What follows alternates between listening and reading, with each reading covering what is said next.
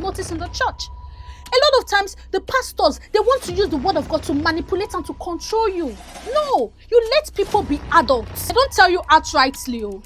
They just do subtle things to you that will make you feel neglected. This thing happens a lot in the church. It happens a whole lot. And that's why a lot of people experience church hurt. And then they will not tell you that, oh, it's not church hurt. Don't use the word church hurt. Who church hurts you? It's your bad behavior. What else would I have done? I knew that it was time. There's some moves that you cannot explain to people. I knew it was time for me to pack up my bags. And you tell me that every time I'm always in church, I'm always praying, I'm always the same prayer where they pray last night, the same prayer they pray this. It became like a boring routine. If I read Bible, I should go and tell leader that I read Bible. Wait till happen. I be small pikin. Believe that people should treat people with respect.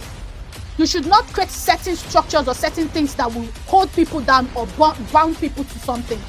They check my spiritual life. Let me be Jesus Christ. People that claimed to be my church members, the people that claimed to be my friends, they all left me. They were no longer talking to me because I made a decision for what is good for myself. I was depressed. I was lonely. I was not angry at God. I was only angry at the people that I called my friends and my pastor.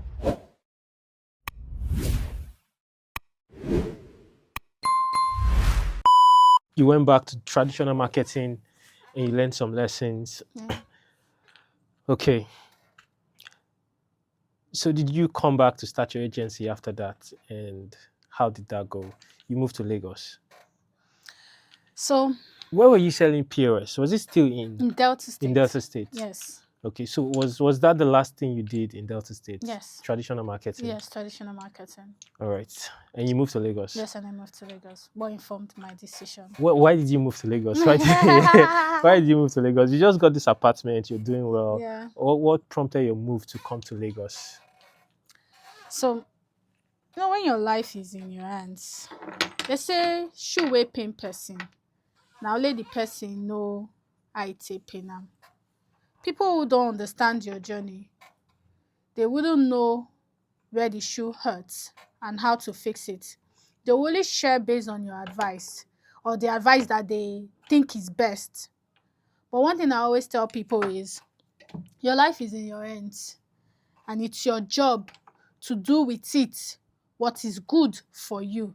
Because at the end of the day, if you're not happy with your life, you will blame yourself. You will regret your life. I had a lot of resistance moving to Lagos. I came for a conference. Remember, I had paid just 6 months of my rent. And the next 6 months, I was supposed to renew. And I had the money because of my POS, so I could have paid. But that money was not really enough. Money that would come in and then you sort out bills. And they were coming in small bits. Not like you were coming in a whole lot. So when I moved, I came for a conference and I saw people doing amazing things. And I said to myself, this is what I want to be doing. Because my vision had changed. When I was in Warri, what my vision was? I said, I want to open different, because I'm a very ambitious person. So any small thing, I will escalate it. I was like, I'm going to open different POS branches. Because POS was paying. I said I was going to open different POS. I've already started mapping out my plan. I was going to have people. I'd already even gone to speak to agents. They should give me a space in one central place that people can come, people will do their POS, and people will also buy POS device from there. That was my plan. Then I came to Lagos for a conference and I saw people doing amazing things. And I said to myself, this is what I want to be doing. I need to move to this place. No plan, no money, no nothing. I met a friend, and that's why I said, whenever I talk about my story, you just see how God has used people to bless me. On my way to Lagos, a friend called me. Blessing, I'm coming to Warri, hope we'll see. I was like, I'm coming to Lagos. He was like, you'll be back in Lagos the next day, we can hang out. I was like, okay. This is somebody that I met at my area. I was just walking one day. One guy just saw one fine girl and he was following the girl. And that's how both of us connected, and he collected my number. We didn't even talk for a very long time until he was coming back to us. So what's the possibility? It can only be God. These are some things that you cannot explain. And then he came to Lagos and we met, and I was saying I would really love to come to Lagos, but I don't have where to stay. Now, you see, me sharing this story, I want to talk to those people, because when I was moving to Lagos, there were people like, let's say I find boyfriend, because I was dating then. So there are people like, oh, Blessing a fine boyfriend. She came to Lagos, she find man. So because of the man now, she's leaving this her boyfriend and she's following that man. Blessing have gone to stay in man house. So this particular part of this video is for all of you. Those people that you will not know somebody's journey. You will not care about the person enough to verify with the person, but you go about spreading lies about the person. I hope when you hear this story, you Tell would them. really know what happened. Well, let me share the story. Okay.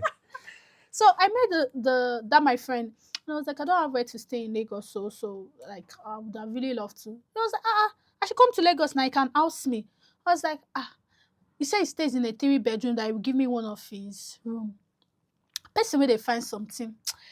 You know, say this thing, you go do and you must find out something. I knew what I was looking for. The guy was not dating me. He did not ask me to be his girlfriend. He was just wanted to help me. I cannot say because he's a guy, I will not receive that help. They are still, although they will say that every man is bad. Even me, I used to bash men sometimes, but there's still some good people that don't want anything from you.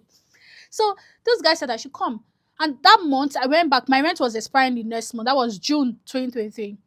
I told everybody that I was leaving Warri and I was coming. They were like, this want to go to Lagos, this, that. People, Lagos will consume your soul. The Lagos have consumed my soul.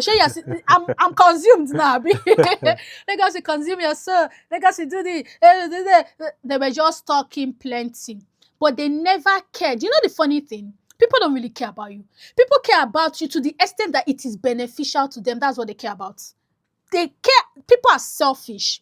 They care By to the nature. extent that it is not everybody. Let me not generalize. Some people, the people that claim that they care about you, some of them, they only care to the extent that it's beneficial. When it stops being beneficial to them, they discard you. And that was what happened to me. Imagine coming out of that relationship and I've devoted my time, devoted my life to going to church, to Christ and every single thing. And I was going to church. You can't tell me I should not have expectations. It is wrong. You can't tell me I should not have expectations of people I called my friends. You can't tell me that, I should just expect that they would treat me anyhow. No. I expect that if you're my friend, you will treat me right. That's my expectation in being your friend. I expect that if you're my pastor, you will act right to me. You can't tell me that because you're my pastor, then you just do whatever you want to do. No, I'm sorry. You have to be accountable. In as much as I am accountable to you, you have to be accountable to me. There's a way I expect you as my pastor to treat me. If you cannot, it is fine. Let expectation be set clear. I don't need you to give me preferential treatment. I only expect you to care for me. You can't say I'm your church member and then I'm traveling and then you will throw me away because I am traveling, because I want to do what is good for myself and you tell me that you are my pastor? No.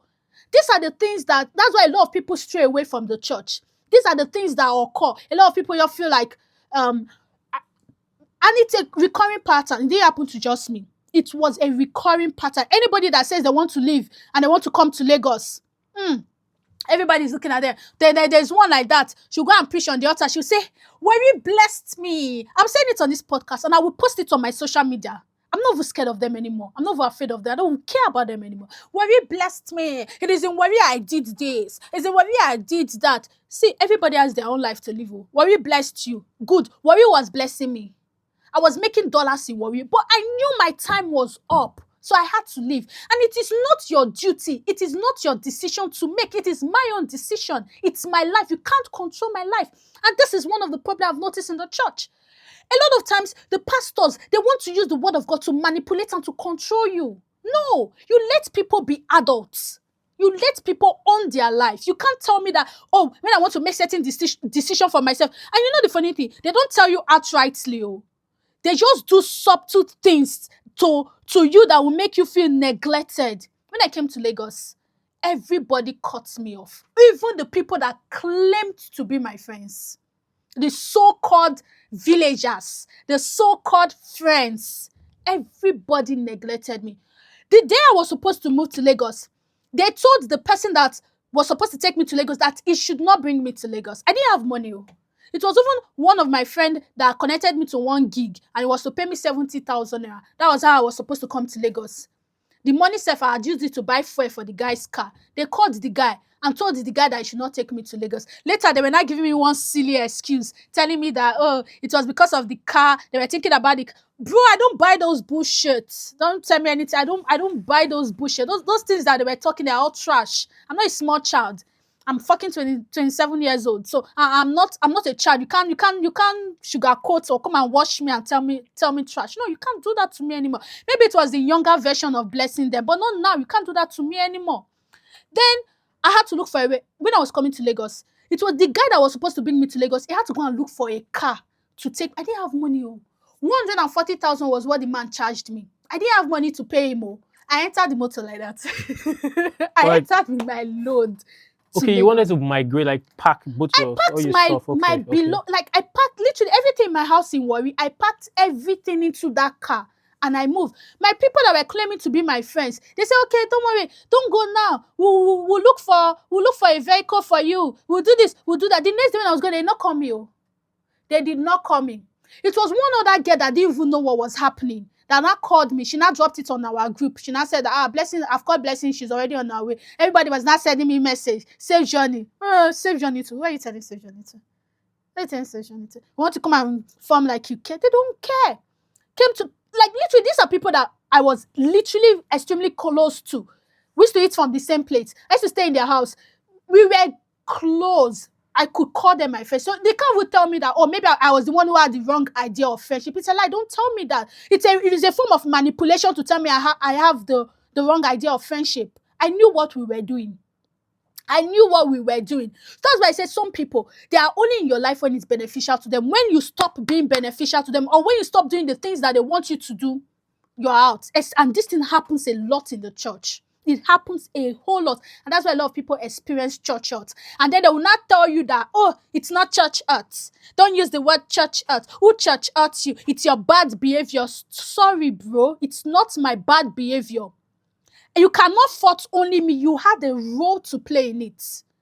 Maybe, so, and that's why sometimes I used to think, okay, maybe there are things that I should have done right. But what else would I have done? I knew that it was time. There's some moves that you cannot explain to people. I knew it was time for me to pack up my bags, and this city no longer serves me. The only thing I was doing is to go to church every day. And then the church have come a tired person. It was tiring, because how can you tell me that every time I'm always in church, I'm always praying, I'm always the same prayer why they pray last year, the same prayer they pray this year. It became like a boring routine. It became a boring routine. You're just repeating the same pattern, doing the same thing in your life over and over and over again. I was fed up, I was tired. And then they were creating systems that felt like a trap. How can you tell me that I should go and be submitting my prayer, if I read Bible, I should go and tell leader that I read Bible? Wait till happen. I be small picky. And me, I'm very blunt. When I started this podcast, I told you that I'm a direct person. I'm very, very blunt. If I will not do something, I will not do it. I don't care. You like make you be the heaven and the earth, the alpha and the omega. If I say no, you do this thing, I don't go do it. Verse for me. I believe that people should treat people with respect. You should not create certain structures or certain things that will hold people down or bound people to something. How can you tell me that if I read Bible, make I go submit to I read, say you want to check my spiritual life? Now you be Jesus Christ. When they check if I dey progress for my life. If you then over the periods where I was praying, where I knew that I was praying, you tell me that I'm not spiritual enough. Well, there's nothing that you can ever do that you are spiritual enough. Told me to repeat one class how many times, I'm not spiritual enough. I wear clothes, I'm child of the world. Leave people. The people, the funny thing, the people that they claim to be all holier than that, they are even the worst. They are pretenders. They are pretending as if na them only pass. But we that are expressive, we have something to say. We want to live our lives. You say now us be the bad people. Now us be the wayward people. Now us be the child of the world. Now we devil hold us, carry sin, tie our leg and our hand. But the people that are claiming to be holier than that, you don't even know what they are doing. Anyways, let me leave. Maybe today I drag you people small. Just know I'm not even ready to drag you people, but let me just leave you people and focus on my journey. I don't care anymore. But let's talk about Okay. Are you sure? For I a don't moment, want I to feel drag I them. feel like you needed that outlet. You needed to talk I about needed to that. say that. Yeah. I needed to say so that they will hear it. Okay, now I got, and then they were saying that, oh, Blessing left her boyfriend because she is moving to. That was not what happened. I feel like maybe this is even time to clarify it. I came to Lagos. I know the kind of man I want to be with. Let me tell you, me Blessing Bossman, I know the kind of life I want to live. I know the kind of man I want to marry. I know it. Like, you tell me that, oh, my ideology is lost. My this is this. I don't like it. That one is for your own pocket. I know what will make me happy. I used to always say this thing, that Jesus Christ did not create me to be unhappy. God wants good things for me. How can you tell me that the things that I want, they are bad things? So God does not want good for me. I used to question that a lot. It didn't make sense in my head. The guy that I was with, I knew that he was not my husband. Why would I deceive him further? And I'm not one to cheat on people. I knew that if I come to Lagos, I will follow another man. I saw my type in Lagos. I saw my type. It was not my type. So why would I want to cheat on the poor boy, or in the name of I want to still be with him? So I left him. I like, this is not, and he knew that it wasn't working. He knew that relationship. Even the people around us knew we didn't love each other. They were only lying and deceiving us. They were lying to us, telling us that it could work. Oh, you need then they will not give us their own story. Oh, my own wife, it started like this. After this, someone blocked me, because I'm not going to like myself. My own wife was like this, so you think my own should not follow like that? My own should not follow like that. I should follow their pattern. No, everybody is different. Came to Lagos, the guy gave me his house to stay. Gave me, like, literally left his room for me with his big bed and everything, and he went to stay in the other room. And this guy never touched me for one day. No strength. I stayed in this guy's house for 6 months. He never touched me for one day. This guy used to help me. This guy will cook for me. And that's why I say that they are good men sometimes. Although I know say some men, they're crazy, but they are good men. Let me not use this podcast to bash people, but they're good men.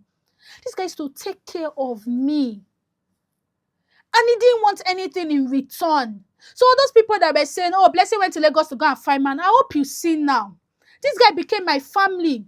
Because the people that claimed to be my church members, the people that claimed to be my friends, they all left me. They were no longer talking to me because I made a decision for what is good for myself. They were no longer talking to me. So I left the church, left, come out their group, come out everything. And then I was on my own. I was depressed. I was lonely. Imagine coming to a new city, you don't have anybody. Nobody to talk to, no nothing. So I had to build my tribe again. I had to find community. I was not angry at God. I was only angry at the people that I called my friends and my pastor. I was only angry at them, but I was not angry at God. I would still find time to pray. I even joined another church. I was worshiping online. But they connect. It's like that fellowship with God was not there because there was that built up anger in me. There was that thing that I felt like I was disappointed. I've been let down. I've been let down by the people. And I'm the kind of person that I easily trust people. I bring people into my space easily. And then when you hurt me, I shut the door against you. There's nothing you can tell me that will make me bring you here again. That's me. You speak English morning to night. You be the most, you don't repent. I can't, once you fuck up, I can't trust you and bring you here anymore. That's the end. So trying to get back into the church system was very, very hard for me. Extremely hard. I couldn't forgive them. It took me listening to Pastor Femi Lazarus. It took me listening to Pastor Femi Lazarus consistently to be able to forgive those people. Now, when I talk about this, I'm not even talking about it from a place of, I'm talking it so that they will know that this is what they did. Because sometimes they used to feel like they didn't do anything to me. They'll come with the narrative of, oh, they didn't do anything. What did you do to Blessing Bossman? You people did something to me, and I'm telling you, I don't like people that are not accountable. You hold on to your mistake. Everybody makes mistakes in life. Your ability to say, I made a mistake, I was wrong, I'm sorry, that makes you a better person. Although, later on in life, me and my pastor, we had a conversation, we sat down, and then we talked, and then he apologized. And me, I look at the man, I say, you apologize to me, can't apologize. Me, I say, you get pride, though. You apologize. Everybody go. But that doesn't mean I will still not drag you. I'll drag you, bro. If it's... Good, right? You're talking about how church has helped you. Yeah. How, finding your way to Christ really helped you. Mm-hmm. And now, in the church too, right? You got hurt. Yeah. Right, by people who are in the church, Yeah. And that made you struggle. That made you did say that when you came to Lagos, finding your way back to the church was difficult because, that was a very tough lesson for you. Yeah. You've had this tough fall in business. Now, society church too, that's meant to be your family That's is meant doing to be that my to family, you. yeah. I think what I find really profound in that is the fact that you're able to still stand your ground and say, yes, I expected so much more from you because you called yourself my Christian brother or my Christian Yeah. sister, that we are family, but you let me down Yeah. just because I chose a path I believed Yeah. was best for me. Yeah. I've had a similar experience when I wanted to move cities once. This church was just starting, and I was very instrumental to that early phase, right? And when I said I wanted to leave, I wanted to move to Lagos. The pastor then kind of, I knew my leaving was going to affect, you understand, in a way, because nobody's indispensable. It's a church, they will grow. But she did not really support my move. And that was one thing. That thing really, I saw what it was. I saw like, I'm telling you, I want to make this move for my life. I want to do this. All I expect is for you to just support me. But Yeah. don't tell me that I'm going to meet doom where I'm going to. Like, don't try to put Like that that, fear in my mind. Like, that exactly. thing really, it did piss me off. And it was that thing I was like, well, you can't tell me They that I should don't not even go know to this what your place. life will You look like. They're understand? not Those Jesus. exactly. You're not God. You can't determine what. And I feel like sometimes it's their own insecurity and fear that they project onto you. We need to talk about that in church. We need We to. need to I talk feel like a about lot of times that. it's because we keep quiet about things like this. That's why a lot of times it gets swept under the carpet. We need to talk about it. A lot of people that they want to make bold decisions for themselves, but they cannot. The fear of what other people will say. The fear of what people will say has kept people stuck. If I was a people pleaser, to be really honest, I would still be in worry. I'm not a people pleaser. I don't please nobody. I do what is best for me because that me know where they should they pay me. Me that could take care of my family, now I cannot take care of my family again. And you are not telling me I should still stay. I'm seeing people doing the things that I want to do. You are telling me not to be in that environment. I should be in an environment that all I do is go to church. That even when I was selling the POS, you never sat me down and asked me that blessing. So what are you doing with your life? Never even cared to know. But when I'm doing well in my business, you know what I was doing. You knew what was coming into my pocket. You could literally tell that this person is able to give to the church. But now I can't do nothing like that. And then you don't care to ask how I'm feeding, how I'm faring. And then you tell me you care. No, you don't care. You only care when it's beneficial. And that was it.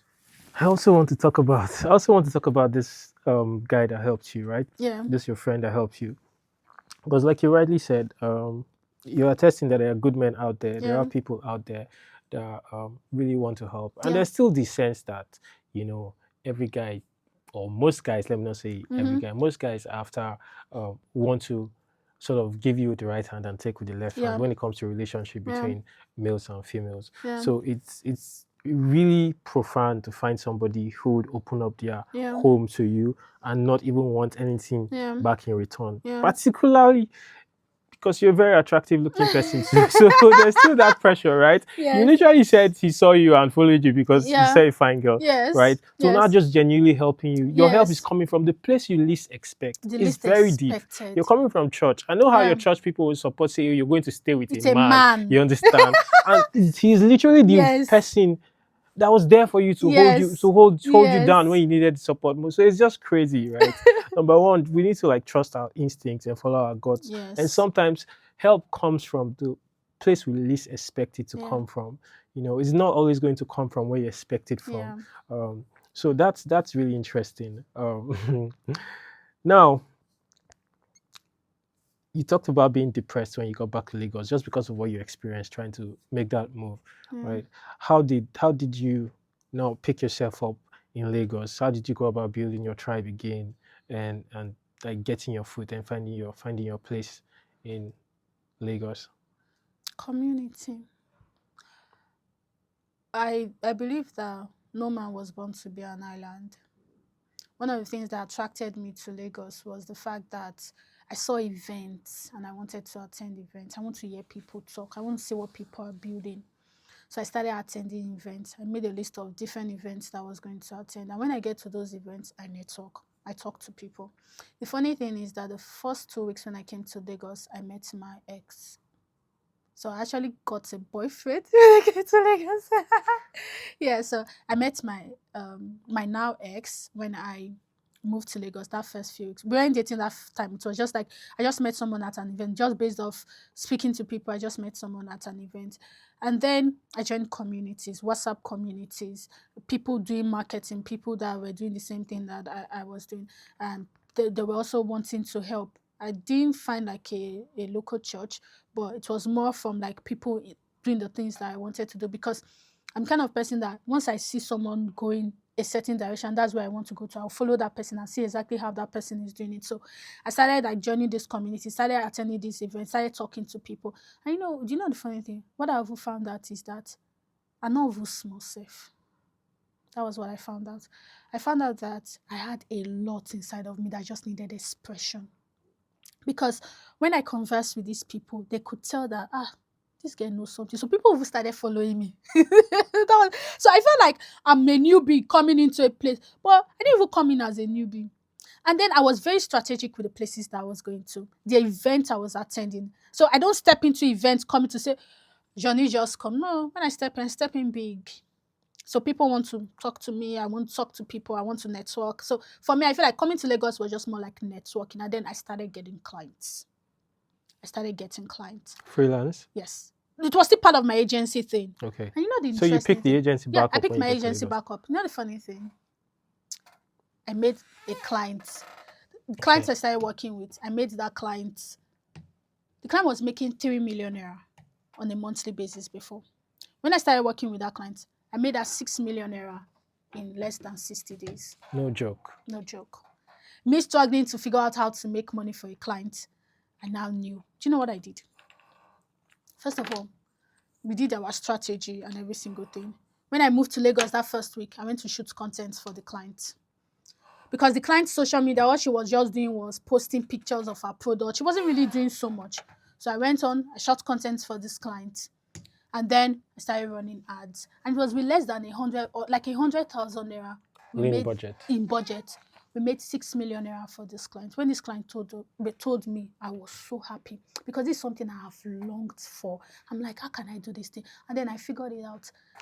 It's good to create content, but if the right people are not seeing your content, you're just speaking to the air. That's why I tell people, anybody that is coming to me to market, if you don't have good marketing budget, I'm not your person. I'm not even want to come and sugarcoat it. I'm not desperate. When I see my clients, I know my clients. My clients are serious business owners that know that they have to invest in their business. So when they come to me, they're like, listen, this is my marketing budget. Well, you tell me, this is what I want to make. I'll tell you how much you need to invest in paid advertisement, not just running of ads, but in other form of marketing that we can do to help you get to that particular revenue that you want to get to. So that was when I figured it out. So I started selling my services again to other people, and I started making money for clients. Literally. Since then, it has been upward, shaky, but way better than how I started. Well, one thing I can say for sure is that there's been like consistent progress throughout your journey, Yeah. and just like life, sometimes when we go through bad times, it's actually for a reason, Yeah. because you having that fall, made you re-strategize To and build come back myself. better, right? You went beyond trying to just earn money from this thing I can Yeah. do Yeah. and sell myself. Yeah. So people want to make money. How do I help them make money? Yeah. And you really invested in that. Yes. And now, all through all of that process, having that small setback, you've improved yourself. Yeah. You did the traditional marketing, pretty much just went through a whole phase and come out the other side, right? Now you, not just this extremely successful or talented digital marketer, you also deliver for your clients by making them money. So Yes. it goes beyond. It goes beyond. Come and do Yes. marketing for me. It's Yes. actually, yeah. And I want to make sales. Yes, and I can say that my agency is one of the, when it comes to like people in my industry, because they are big agencies, right? And there are agencies like us up and coming. Please, whenever you say my Yes. agency, I think you should refer to the name. Let's Pine Media. Pine Media. So Yes, Pine Media let's is know. up and coming. We are growing. We want to be like the big agency. You know the funny thing, Sophie? Sometimes I've heard that even the big agencies, the numbers that they call vanity metrics. So it's like, oh, we got this impression, we got this reach. I don't do that in my agency. I feel like that's a waste of my time. I want you to make XYZ amount of money. Come to me. You want to make XYZ amount of money, come to me. But it's not like you come to me without coming correct, because there are certain criteria I look for before I take clients in my agency. Number one, come with your very good budget. Number one, I'm expensive. Like, you pay millions with Pie Media. because to be able to deliver good results, I need a good team to deliver that. And trust me, I don't do substandard. I get good people to work on my team. So in order for me to get good people, I pay well. I pay my staffs very well. And then in order for you to come and work with us, you have to pay us well. And number two, you have to have a good attitude.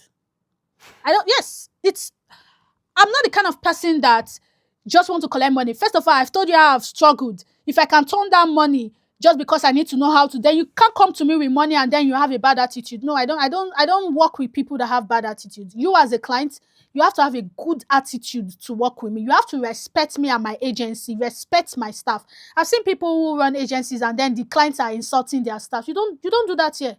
No, not here. Not Prime Media. We have a culture. And my life is literally the culture. So if I can be all of those things, I believe that people can be good people. So if you want to work with us, you have to have good manners. Let me use that word. You have to be cautious in your approach in dealing with us. Yes, I know that you probably have all the billions and all of those things, but to be honest, I'm not desperate. The stage that I'm in, I'm not desperate. So because for me to deliver, I need to be happy. If I'm not happy, I cannot work with you. If I don't like your business, I cannot work with you. There are people that come and say, "Oh, blessing, I do this, do that." If I don't like your business, I will not do it. I have people that have come to me with some kind of fraudulent kind of business. I don't do it. I don't do frauds.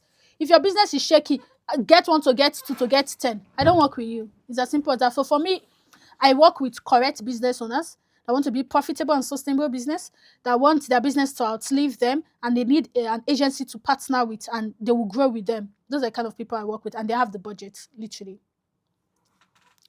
Wow. Interesting. Mm-hmm. Now, you talked about this 5-year journey Yeah. of you learning the skill and literally upskilling, right? Because you went from one to like not just market to build an agency, and Mm-hmm. now you're helping clients not just deliver leads, but also like make Yeah. sale, actually make profits. Yes. I guess the only question to ask you now is, what's the goal? What's Mm-hmm. your 5-year goal for yourself, number one, and for Pine Media? So before I touch on my 5 years goal, I would like to highlight some of my wins in coming back to building Prime Media again. One of the significant win was how I helped a company um, restructure their business. So I'm not just a marketing person. I understand operations. That's why I tell people whenever if you have blessing on your team, you are lucky. I'm not trying to brag. I may not know it all. Trust me, I don't know it all. But you have a multi-dimensional person on your team. You don't have just a person that understands marketing. You don't have just a person that understands sales. You also have somebody that understands management, operations. Because in building mine, I've gotten to structure my business. I've gotten to hire people. I've gotten to create systems. I'm not just building a business on vibes. I've gotten to create systems around the things that I'm building so that the agency can grow. So you are getting someone that understands operation, management, team leadership. Oh, I feel like I'm a good manager. I feel like if you speak to my staffs or people that have worked directly with me, they'll tell you that I'm a good manager because I don't want to take the glory. I care about you. And I want to see that everybody grows. One of the key things in Prime Media is that everybody grows. If you're not growing, you can't work with me.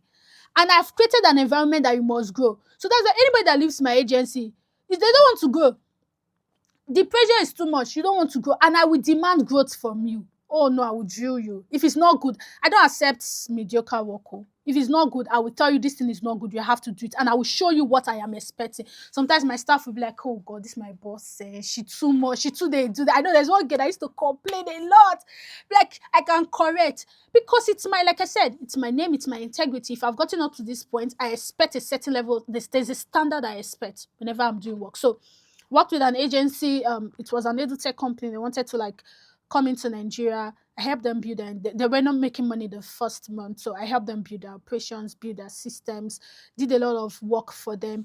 I hired people to who work in the agency and then we started making money. Helped them make their first 1 million naira, grew the company, helped them get lot of students into there. I can't remember how many students were able to close, but we got quite a number of students every single month in their to register for their courses. We even got them their tutors, like structured the entire agency for it to run.